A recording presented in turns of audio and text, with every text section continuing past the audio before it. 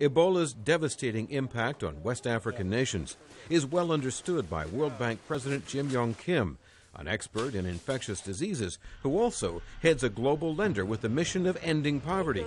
Dr. Kim says poverty and inequality contribute to the spread of the killer virus. The knowledge and infrastructure to treat the sick and contain the virus exists in high and middle income countries.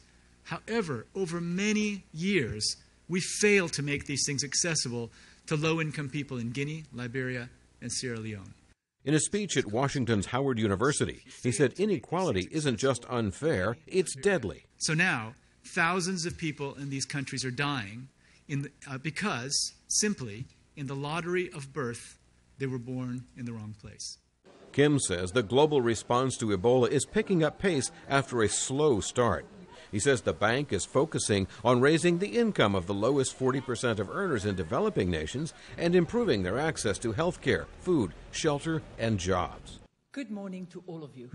But in a speech at Georgetown University, the managing director of the International Monetary Fund says employment and economic growth are still uneven and slow 6 years after the start of the financial crisis.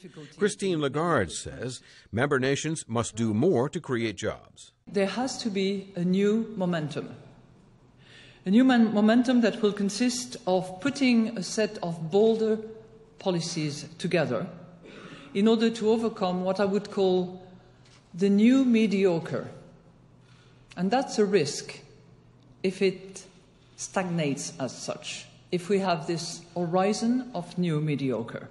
Experts are urging member nations of the IMF and the World Bank to step up investment in infrastructure as a way of boosting both short and long-term economic growth. Infrastructure investment is one of many topics on the agenda at the IMF World Bank meetings as economic leaders gather in Washington to discuss improving opportunities for women and job prospects for youth around the world. Jim Randle, VOA News, Washington.